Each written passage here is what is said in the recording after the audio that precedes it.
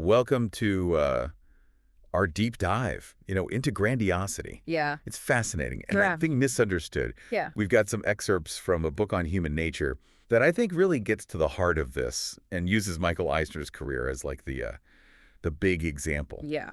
Um, and what we're trying to do today is figure out how we spot grandiosity, not just in CEOs, but in ourselves and what to do about it. Well, and what's interesting is grandiosity, I think, gets kind of a bad rap. Yeah. Like a lot of things, it's not so black and white. Right. At its core, it's that feeling of being superior, deserving special treatment. Like the rules don't apply to you. Yeah. No, we all experience this to some degree, especially when we're feeling confident or, had a success. I mean, who hasn't walked out of a meeting like For sure. drop? Totally. And sometimes a bit of that confidence can be helpful. Yeah. It pushes us to take risks, think bigger. Right. But it can easily tip over into something destructive if we're not careful. Okay, so Michael Eisner, the book really kind of paints this vivid picture of his career. Yeah. Starting with Paramount in the 80s, Uh-huh. turning around the studio, Right. hits like Saturday Night Fever, Grease, Flashdance. Yeah. He had this surefire formula for making movies that he was convinced was the key. And that's a classic example of the grandiosity creeping in, attributing the success solely to his formula and his brilliance, Yeah. overlooking the contributions of others, or just luck. Right. This can be dangerous when you believe you have all the answers. You stop being open to feedback or alternative perspectives. Yeah, it's like that saying, if you're the smartest person in the room, you're in the wrong room. Right. You got to get out. Exactly. And so that early success, the attention, the praise, Yeah. that inflates the ego, sets the stage for even more grandiosity. So he's riding high at Paramount. Mm-hmm. But, he's ambitious. He's looking for the next conquest. Yeah. Enter Disney, 1984. Yeah. Company with a legacy but struggling to recapture its former glory. Right. And here's where we see the grandiosity leading to overconfidence and ultimately poor decision-making. Yeah. Eisner saw Disney as this blank canvas, Uh-huh. a chance to replicate his success, solidify his place as a legend. Right. He applied that filmmaking logic to theme parks. Yeah. Which, as we'll see with Euro Disney, a huge misstep. This Euro Disney debacle. Yeah. The book goes into detail about his obsession with the pink stone castles, the handcrafted everything. Yeah. It sounds like he was trying to create like a cultural monument, not just a theme park. It's such a good insight into how grandiosity manifests. Yeah. It's that inability to separate your ego from the project. Instead of focusing on what the market wants. Right. You're more concerned with creating a spectacle that reflects your own vision. Yeah. No matter the cost. And of course, Euro Disney was a financial disaster. It was. Costs spiraled. Attendance was low. Right. French weren't too happy with some of the choices. Mm-hmm. You'd think this would be a wake-up call. Yeah. A moment to reevaluate. Right. But grandiosity has a way of twisting reality. It does. Instead of acknowledging his own role in the failure, he started pointing fingers. Frank Wells, his president, suddenly became the scapegoat for the project's troubles. Right. This tendency to shift blame is a hallmark of grandiosity. Yeah. It's never their fault, always someone else's. Like a defense mechanism. Yeah. Protecting that inflated ego. Precisely because admitting fault would mean acknowledging their own limitations, and that's something grandiose individuals struggle with. Okay.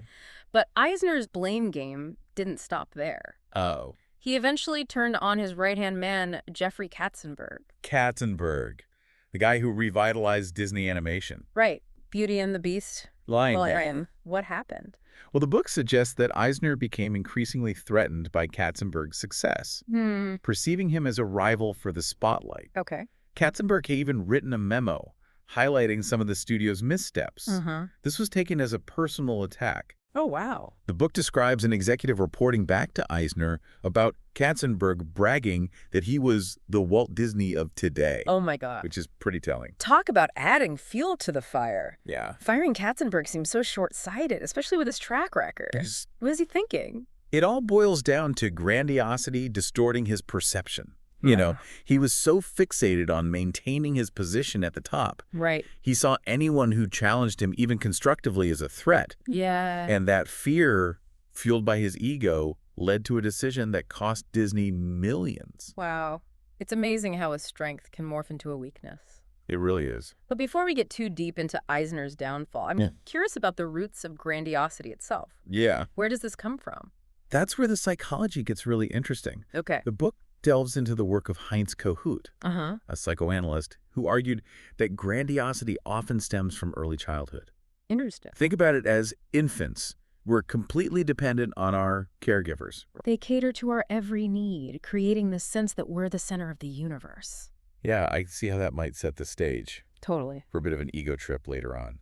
Kohut called this the grandiose self, Oh. this primal belief in our own omnipotence. Right. And for most of us, as we grow and interact with the world, we start to realize that we're not actually all powerful. Right. We learn to accept limitations, cope with frustrations. Yeah. But for some, that transition is more difficult. So maybe those who never really had to face those limitations. That's a key insight. Yeah. If you never learn to handle setbacks or criticism, Right. that early sense of grandiosity can linger and create a distorted view. And what's fascinating is the book argues this tendency toward grandiosity has been amplified by societal shift.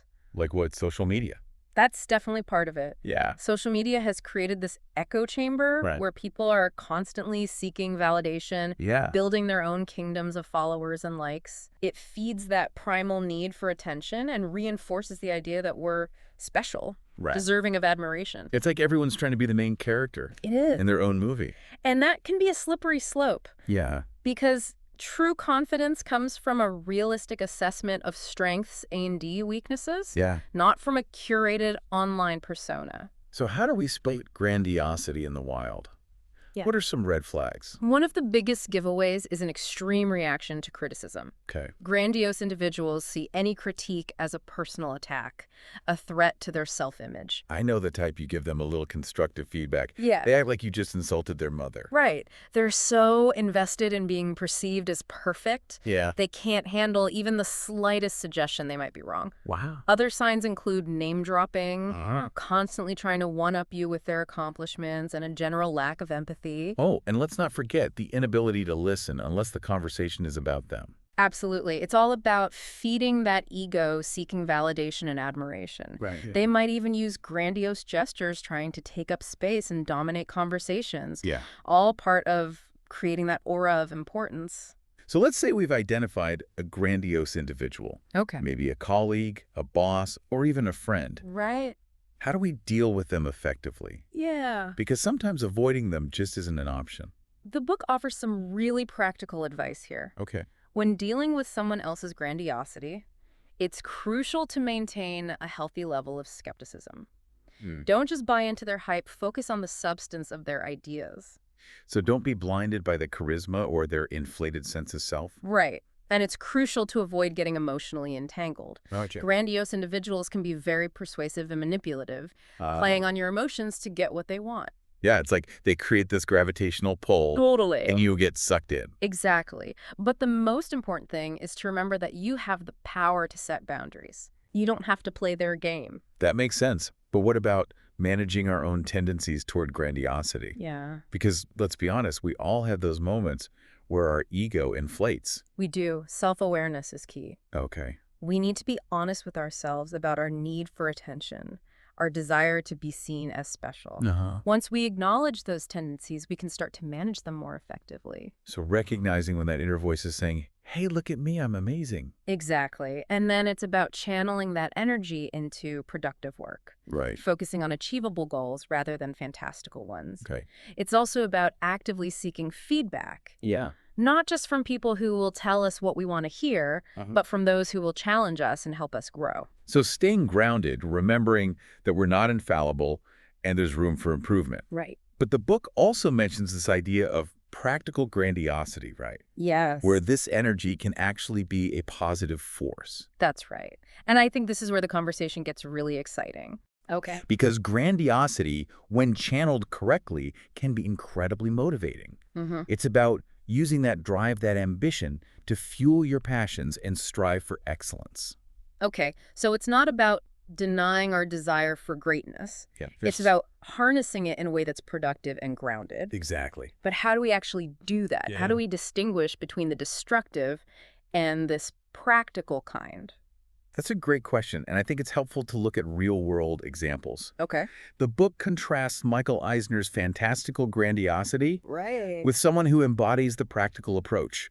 Steve Jobs. Steve Jobs. Now, that's a name everyone associates with ambition and success. He is. But he was also known for being pretty demanding, right? He was. But what set Jobs apart was his laser focus on the product.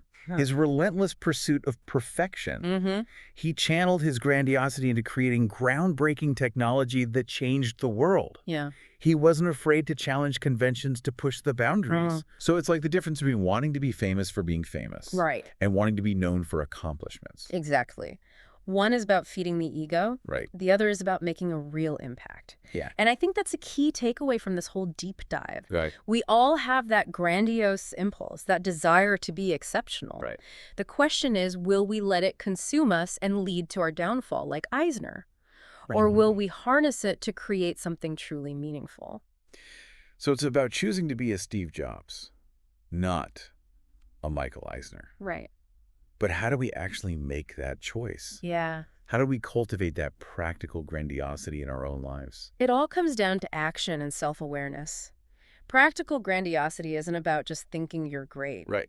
It's about setting a challenging goal and then working relentlessly to achieve it. Like Jobs with the first iPhone. It was a crazy idea at the time. Yeah.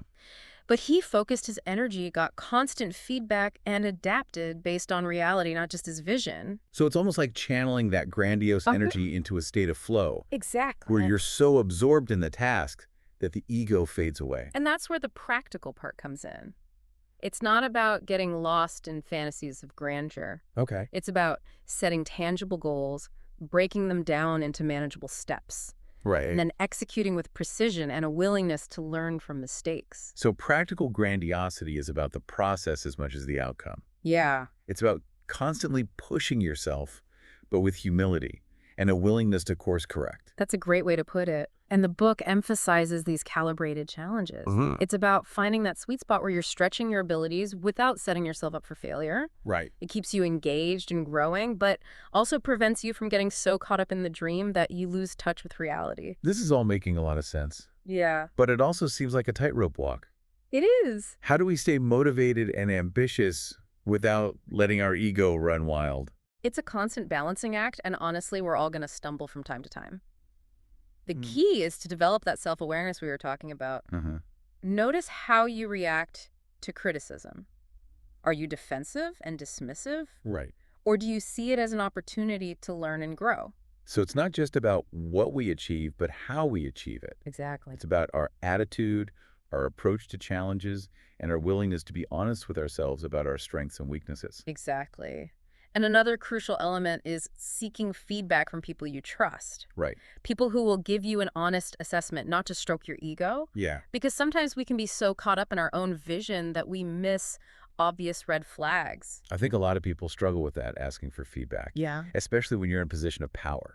It's true. It can feel like admitting weakness. That's where the humility piece comes in. Right. Practical grandiosity isn't about denying your ambition. Okay. It's about acknowledging that you don't have all the answers, that you need others to help you achieve your goals. Yeah. And that requires a certain level of vulnerability, a willingness to let go of the need to be perceived as perfect. This has been such an insightful deep dive. Yeah. We've gone from dissecting the destructive patterns of Michael Eisner to unpacking these key principles of practical grandiosity.